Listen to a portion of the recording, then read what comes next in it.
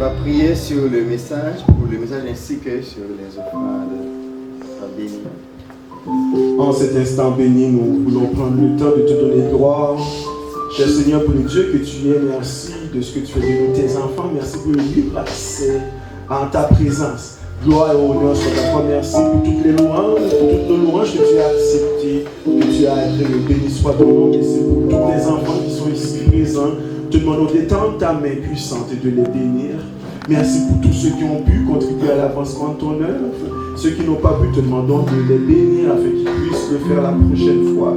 Merci pour tout ce qui se fait. Merci de ce que les dirigeants vont utiliser cet argent pour prêcher ton évangile et que nous puissions faire avancer ta cause. Maintenant, nous sommes disposés à entendre ta voix. Te demandons de nous parler au travers de ton serviteur. Te demandons de lier tout esprit qui n'est pas de toi et que ton esprit seul, éternel, prenne contrôle de cette salle.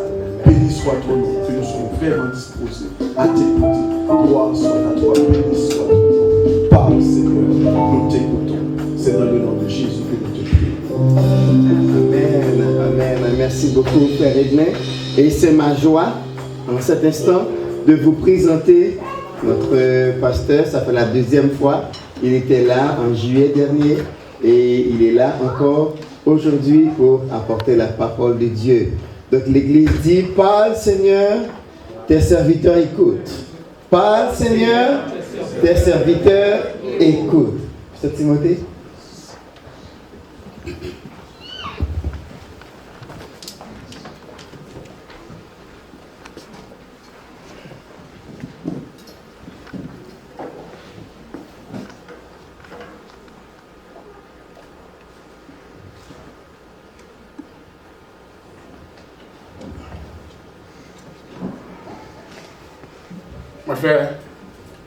Mes frères et sœurs, que la grâce et la paix de Dieu vous soient données. Amen. C'est encore un privilège d'être avec vous ce matin pour annoncer la parole de Dieu. J'aime beaucoup ce chant qu'on vient de chanter. C'est pour la première fois que j'ai entendu ce chant. Il a fait des miracles. Il va le faire encore. Pourquoi? Parce qu'il est le même, hier, aujourd'hui et éternellement. Ce qu'il a fait, il le fera. Il va le faire encore. Quel que soit ce qui se passe aujourd'hui, vous pouvez vous assurer qu'il fera ce qu'il a fait hier. Il va le faire aujourd'hui et il le fera demain. Le mois dernier, je vous avais parlé de la souffrance. Mais aujourd'hui, je vais vous parler de l'opposé de la joie. Pasteur a vite deviné. Il m'a dit de la joie. Aujourd'hui, je vais vous parler de la joie. Et l'un des passages le plus familier pour parler de la joie dans le Nouveau Testament, c'est quel passage? Philippiens 4:4. Philippiens 4:4. L'apôtre Paul dit, réjouissez-vous dans le Seigneur. Je le répète. D'autres traductions disent, je le dis encore une fois, réjouissez-vous. Est-ce que c'est facile de se réjouir toujours?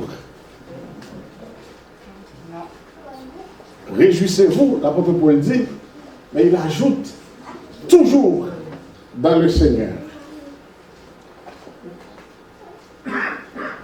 Il y a d'autres traductions qui disent ayez de la joie. Comment avoir de la joie dans un monde troublé?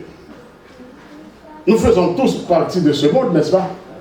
Nous ne sommes pas encore au ciel, nous servons Dieu, mais nous sommes dans ce monde. Nous ne sommes pas de ce monde, mais nous vivons dans ce monde. comment avoir la joie dans un monde troublé? Comment avoir la joie quand on est victime de la misère? Comment avoir la joie quand on est victime du chômage? Comment avoir la joie quand on est victime des maladies? Comment avoir la joie quand on est victime des tentations de la chair, de l'indiscipline de ses collègues au travail, ou des pressions pour les jeunes de ses camarades d'école? Comment peut-on avoir la joie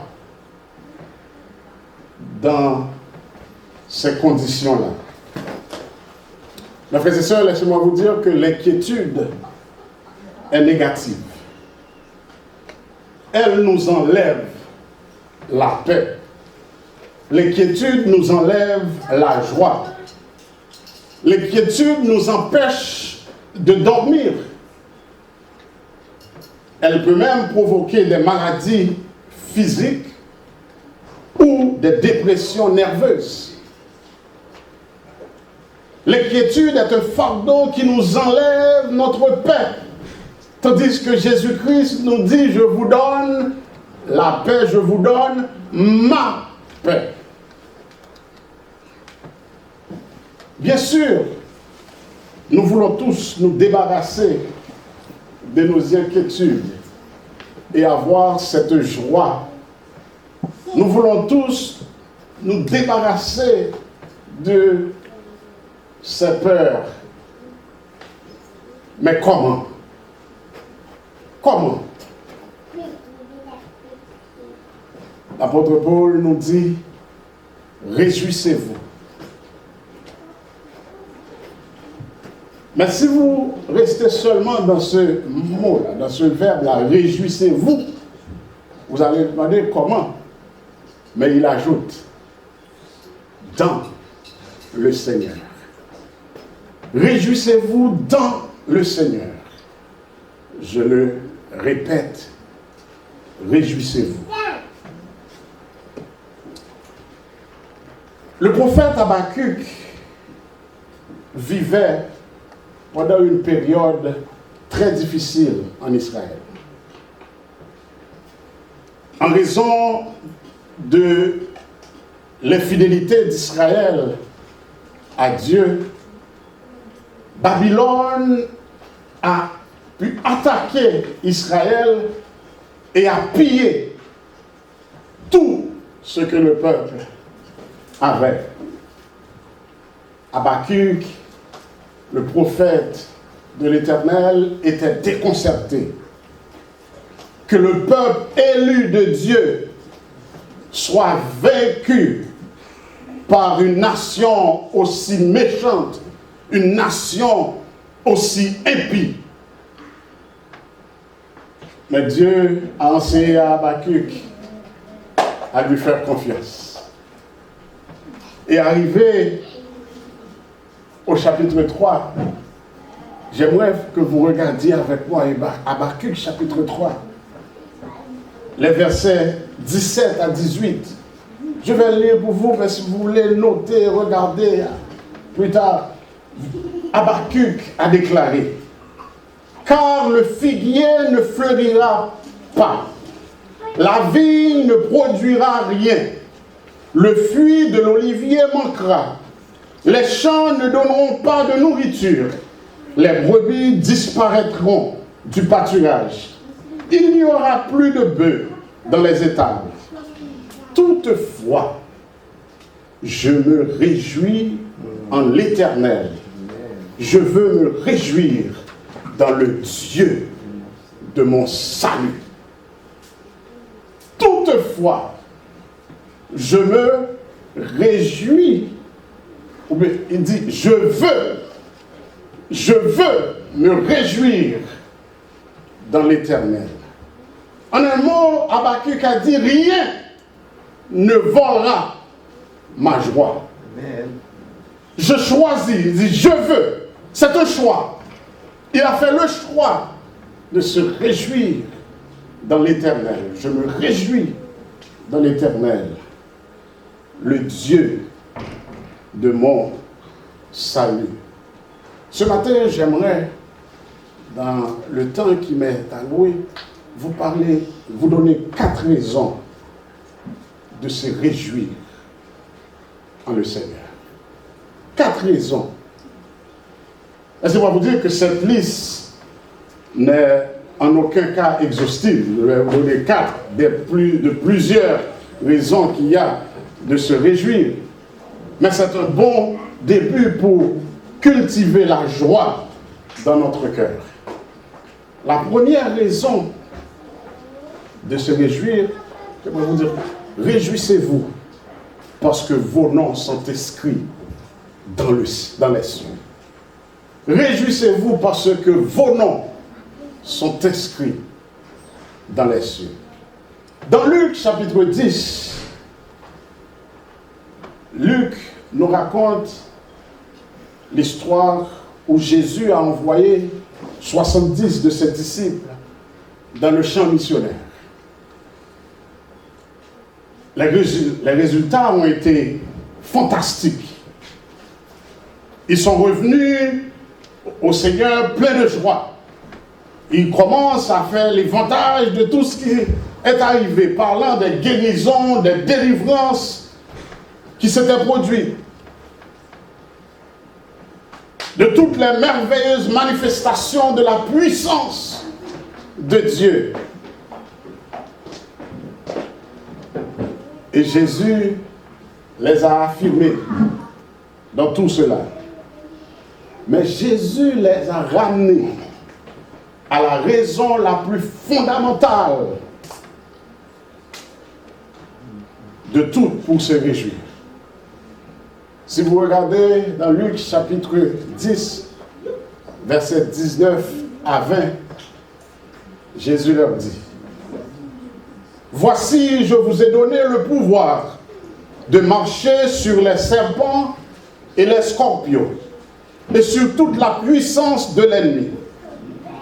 Et rien ne pourra vous nuire.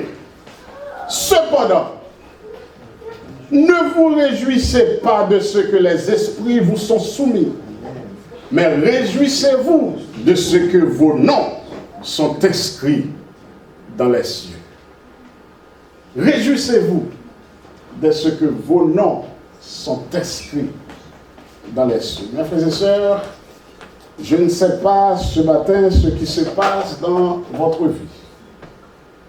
Mais si vous êtes chrétien,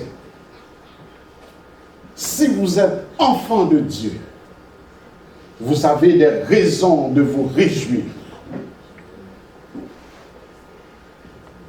Et c'est peut-être le meilleur endroit pour commencer à exprimer votre attitude de gratitude au Seigneur. Vous savez, avant que Jésus n'entre dans notre vie, nous étions sans Dieu, sans espoir, perdus à jamais. Nous n'avions eu aucun pouvoir de nous sauver nous-mêmes. Nous allions dans les mauvaises voies. Ésaïe nous dit dans Ésaïe 53, je crois, nous étions tous errants comme des brebis. Chacun suivait sa propre voie. Sans la croix et sans l'intervention divine de Dieu dans nos vies, nous serions perdus à jamais. Mais sa miséricorde dure à toujours. Dieu est intervenu. Dieu nous a convaincus de nos péchés. Et Dieu nous a appelés hors des ténèbres dans le royaume de son cher Fils. Il nous a sauvés. Laissez-moi vous dire, c'est le fondement, frères et sœurs, de notre gratitude. Dieu nous a sauvés en Jésus-Christ. Et nos noms sont inscrits dans les cieux. Donc nous pouvons nous réjouir parce que nos noms sont inscrits dans les cieux. Votre Père Céleste a pourvu pour vous tout ce qui concerne la vie et la piété. Donc je vous conseille, je vous exhorte à méditer sur la miséricorde de Dieu. Méditez sur la bonté de Dieu. Considérez l'ampleur de ce qu'il a fait pour vous en vous pardonnant vos péchés et en faisant de vous l'un de ses chers fils, en vous adoptant dans sa famille. Donc réjouissez-vous parce que vos noms sont inscrits dans les cieux. Deuxièmement, réjouissez-vous parce que Dieu pourvoit à tous vos besoins quotidiens. Dieu pourvoit à tous vos besoins quotidiens. Nous prions chaque jour. Tous les chrétiens, le plus souvent, quand on prie, on fait sa dévotion. À la fin, nous récitons le Notre Père. Et nous disons chaque jour, donne-moi, donne-nous aujourd'hui notre pain quotidien. Laissez-moi vous dire que Dieu répond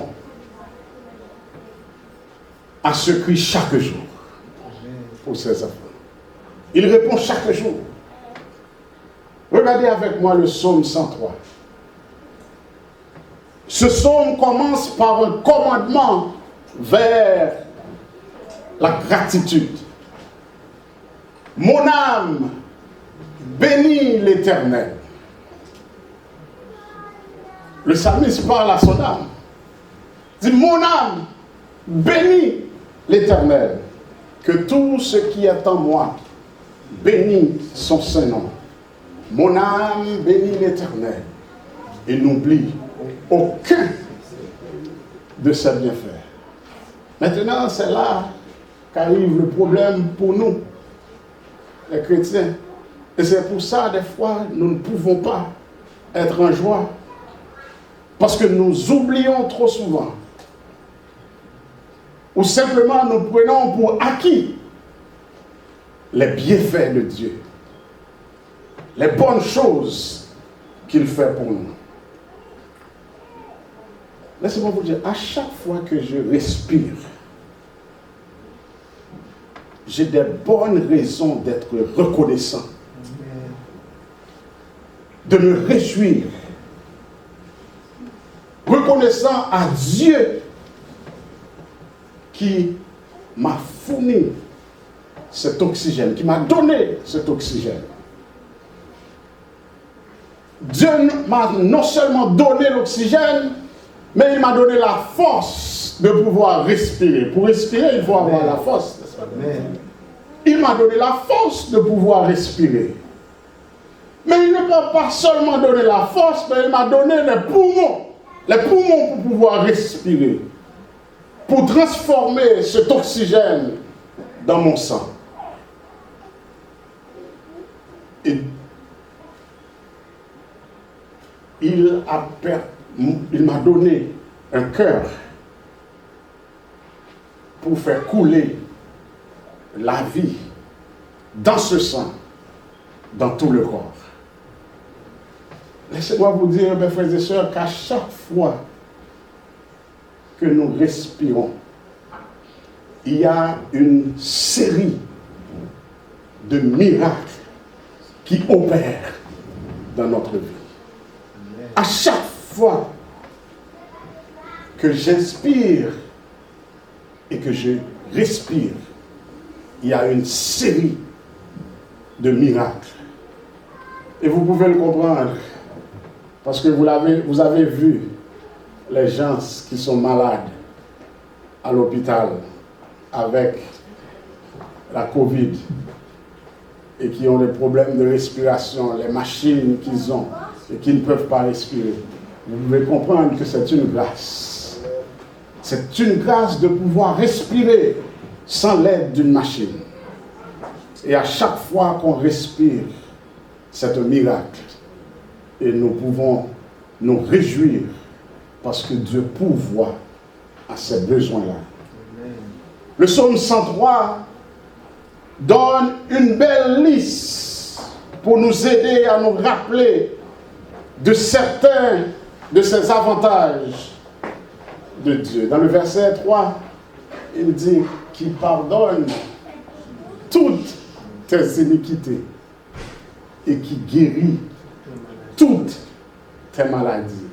Ah, mais frères et sœurs, je ne sais pas pour vous, mais moi je suis content, je suis en joie, parce que le sang de Jésus ne soit pas seulement pour la nouvelle naissance.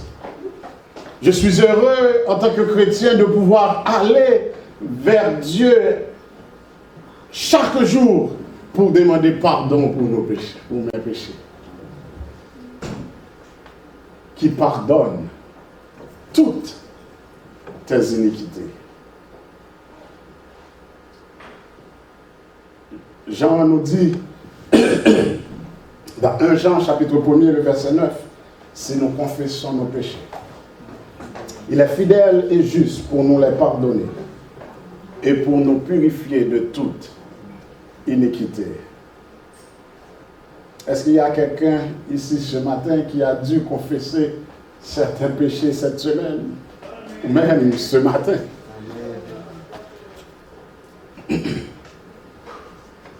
Avez-vous pensé à ce qu'il en a coûté à Dieu pour ce pardon qui est disponible pour vous? Ça a coûté cher à Dieu. Ce n'est pas seulement le salut. Mais le pardon qu'on reçoit à chaque jour, ça a dû coûter la vie du Fils de Dieu. Donc nous pouvons nous réjouir parce qu'il met à notre disposition le pardon à travers le sang de son Fils Jésus.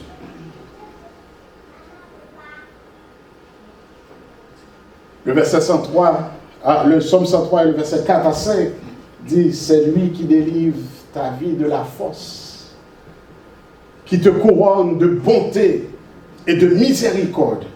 C'est lui qui rassasie de bien ta vieillesse, qui te fait rajeunir comme l'aigle.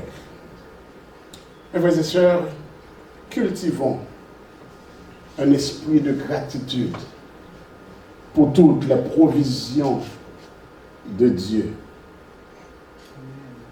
envers nous. Et évitons de nous plaindre pour les choses que nous n'avons pas. C'est pour ça qu'on ne peut pas être en joie. Nous plaignons trop de ce que nous n'avons pas et nous ne considérons pas. Nous chantons contre les bienfaits de Dieu. Mets-les tous devant nos yeux. Tu verras en adorant combien le nombre en est grand. Mais quand nous avons besoin d'une voiture, nous oublions tous les autres bienfaits. Et nous commençons à nous plaindre. Oh Seigneur, ça fait quelques jours que je te demande une voiture. Ça fait des années, ça fait des mois. J'ai besoin d'un BM. J'ai besoin de quoi? Vous avez besoin de quelque chose pour te prendre d'un point A à un point B. Dieu ne va pas vous donner ce que vous avez, ce que vous voulez. Il va vous donner ce que vous avez besoin.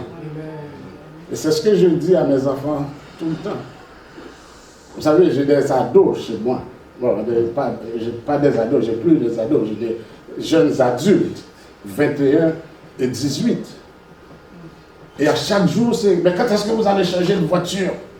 Nous avons besoin d'une voiture qui est plus up-to-date. Je dis, mais ça là, est-ce que quand vous voulez aller à Montréal, j'habite à Terrebonne, est-ce que cette voiture-là ne t'amène pas à Montréal? Oh oui. Mais bon, en temps et lieu, Dieu va changer. Mais à maison, ça fait le boulot. Ça fait le boulot. Je ne vais pas prier Dieu pour avoir une voiture up-to-date.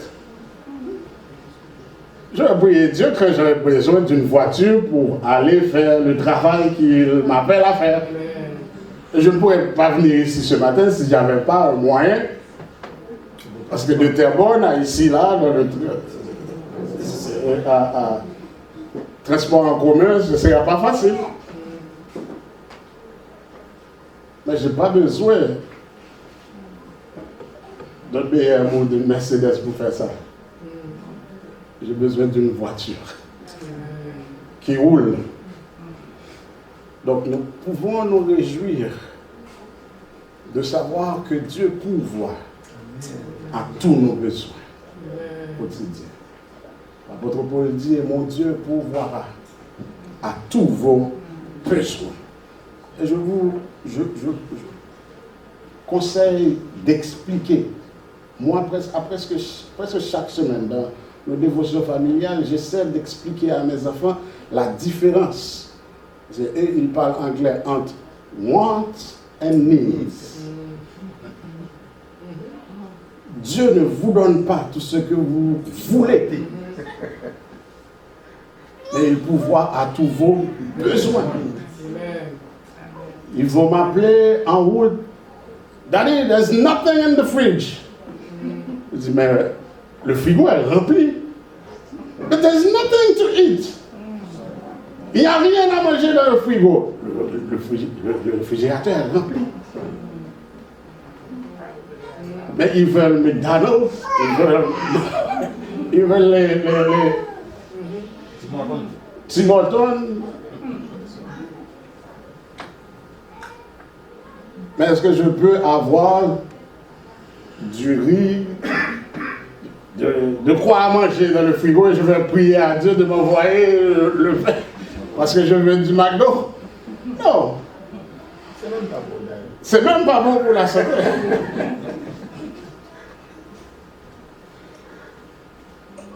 Donc nous pouvons, mes frères et sœurs, nous réjouir parce que Dieu pourvoit aux besoins de ses enfants. Il pourvoit à nos besoins. Et troisièmement, vous pouvez vous réjouir. Je vais revenir sur la souffrance. Mais maintenant, c'est pour dire que vous pouvez vous réjouir parce que votre souffrance n'est pas vaine. Votre souffrance n'est pas vaine. Jacques nous dit, mes frères, regardez comme un sujet de joie complète les diverses épreuves auxquelles vous pouvez être exposés, sachant que l'épreuve de votre foi produit la patience. Mais il faut que la patience accomplisse parfaitement son œuvre, afin que vous soyez parfaits et accomplis, sans faillir en rien. Jacques 1er, verset 2 à 4. Si j'aimerais me concentrer sur ce que Dieu fait dans notre caractère, à travers les épreuves que nous traversons. Les épreuves sont là, mais Dieu est le potier. Il fait en sorte que tout s'accomplit pour notre bien. Il vous façonne à travers ces épreuves.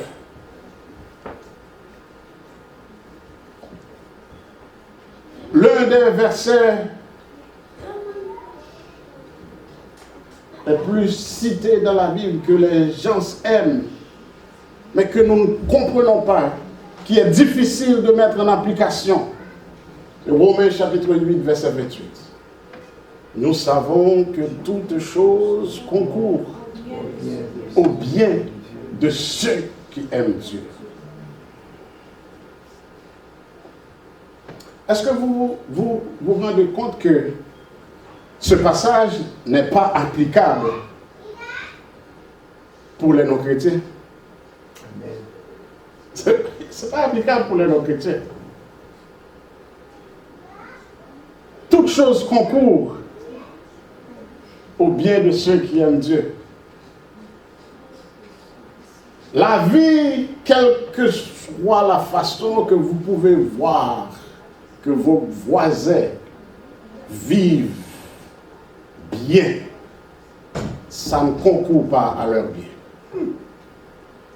Mais ça évolue, ça chemine vers la destruction s'ils ne changent pas, s'ils n'acceptent pas Dieu. Et c'est la destruction éternelle. C'est difficile de comprendre à certains égards.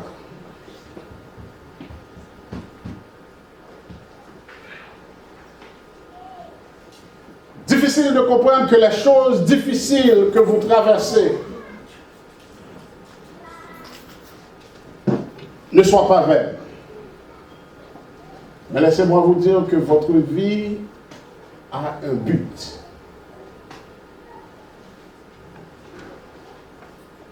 Votre vie a un but et elle se meurt vers un destin glorieux. Amen. Toutes ces épreuves-là, c'est pour vous rendre comme le potier. Il veut que vous soyez vraiment. Dans 2 Corinthiens, le chapitre 4,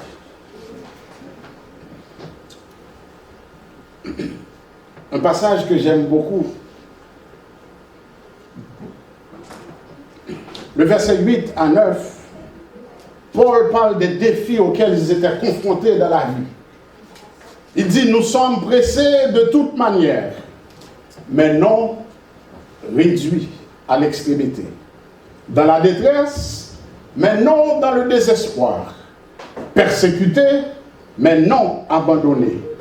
Abattus, mais non perdus. Mais Paul ne reste pas là. Il écrit aux chrétiens de Corinthe, il explique ça, mais il va mettre tout ça en perspective.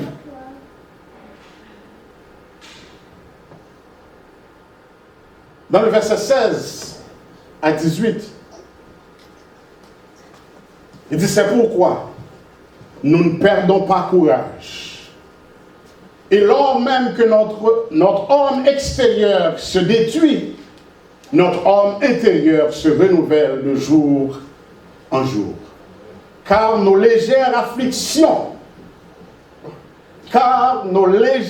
afflictions du moment présent produisent pour nous, au-delà de toute mesure, un poids éternel de gloire.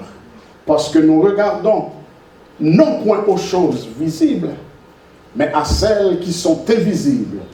Car les choses visibles sont passagères, mais les invisibles sont éternelles. Mes frères et sœurs, si vous regardez que les épreuves actuelles, si vous vous concentrez que sur les épreuves d'aujourd'hui, vous perdrez courage. Vous allez vous décourager. Mais si vous détournez vos regards, vos yeux sur les choses temporelles, comme dit l'apôtre Paul, et vous voyez l'éternité, les choses éternelles, vous pouvez vous réjouir de la manière dont Paul s'est réjoui. Vous savez que quand Paul a écrit la lettre aux Philippiens, il était en prison. Il était en prison. Comment être en prison, enchaîné, et demander à d'autres de se réjouir? C'est parce qu'ils étaient en joie lui-même. Ils étaient en joie.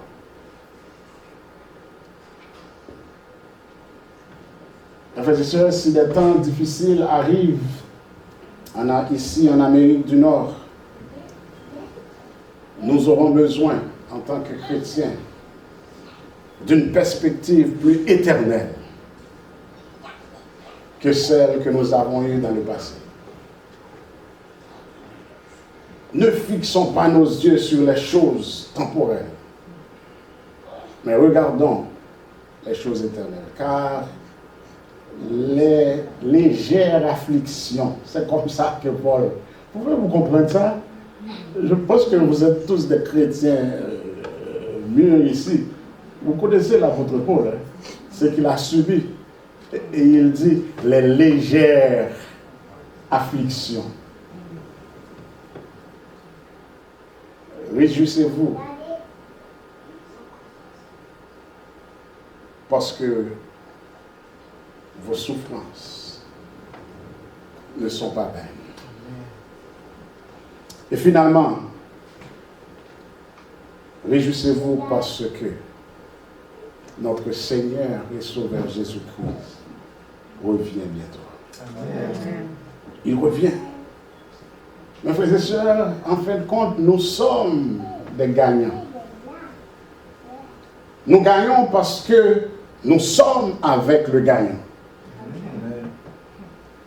Dieu règne, mes frères et sœurs. Il règne. Il règne sur la terre. Peu importe à quel point les choses sont folles et chaotiques. Mais Dieu règne. Ésaïe dit dans Ésaïe 40, verset 22, c'est lui qui est assis au-dessus du cercle de la terre. Et ceux qui l'habitent sont comme des sauterelles. Il étend les cieux comme une étoffe légère. Il les déploie comme une tente pour en faire sa demeure.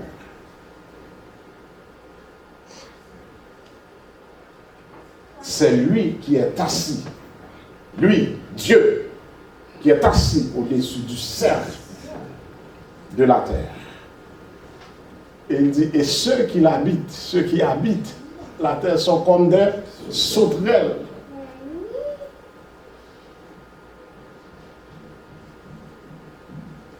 L'Église primitive se rappelait de la souveraineté de notre Dieu. Et à chaque fois qu'ils se rencontraient, ils lisaient ensemble. Ils citaient le psaume 2.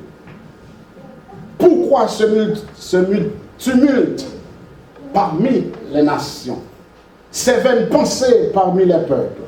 Pourquoi les rois de la terre se soulèvent-ils et les princes se liguent-ils avec eux contre l'Éternel et contre son roi?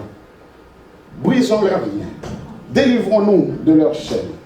Celui qui siège dans les cieux rit.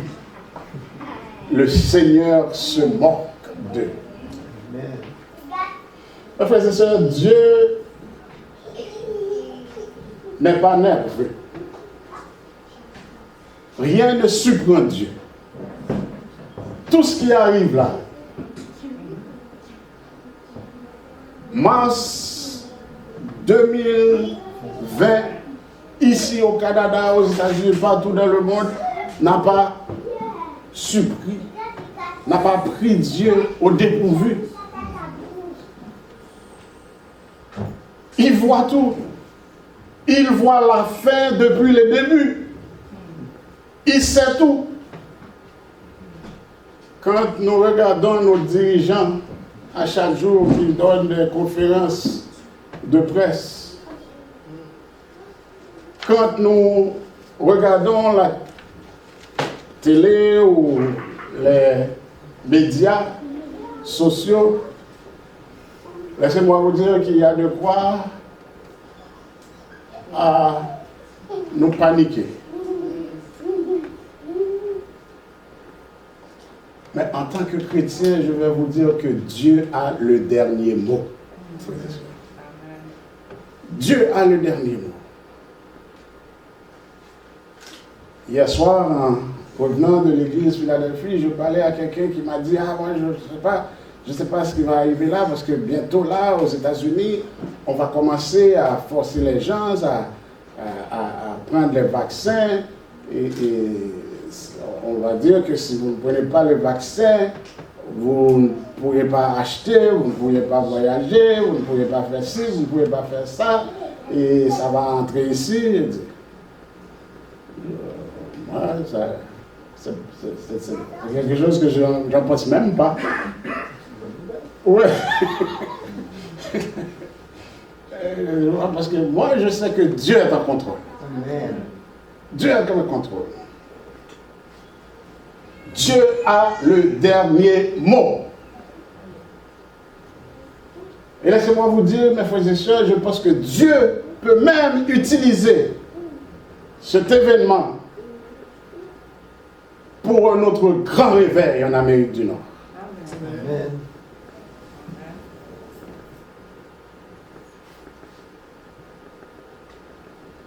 Mes frères et sœurs, en tant que chrétiens, nous devons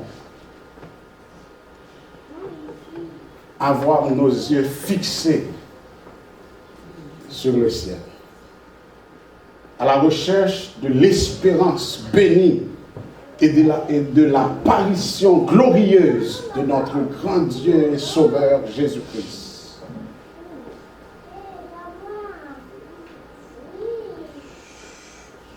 Nous n'avons pas tous les détails de la prophétie du retour de Christ élaboré dans la Bible. Mais ce que je peux voir dans le livre de l'Apocalypse, les païens peuvent faire rage. Le diable peut faire de son mieux. L'Antéchrist peut surgir et faire toutes sortes de ravages. Mais à la fin, Jésus-Christ, le roi, régnera. Il régnera. Et la Bible nous dit, tout genou fléchira devant lui. Mes frères et sœurs, est-ce que c'est possible de se réjouir dans un monde troublé? Est-ce que c'est possible de se réjouir en dépit des maladies, du chômage, de toutes les pressions partout? Oui, parce que la Bible nous dit de nous réjouir dans le Seigneur. Nous réjouir dans le Seigneur parce que nos noms sont inscrits aux cieux. Nous réjouir dans le Seigneur parce qu'il pourvoit à tous nos besoins. Nous réjouir dans le Seigneur parce que nos souffrances ne sont pas vaines. Nous réjouir dans le Seigneur parce que notre Dieu, notre Seigneur, notre Sauveur Jésus-Christ, qui nous a dit qu'il va nous préparer une place. Je vais vous préparer une place. Et lorsque je m'en serai allé et que je vous aurai préparé une place, je reviendrai et je vous prendrai avec moi, afin que là où je suis, vous y soyez aussi. Mes frères et sœurs, moi personnellement, ma position c'est que je n'ai pas besoin de savoir où il sera. Que ce soit sous la terre, en haut, en bas, mais ce que je sais, c'est que je serai dans sa présence. Là où il sera, j'y serai aussi. Donc je me réjouis parce que mon Seigneur revient me chercher. Que le Seigneur vous bénisse. Amen. Amen.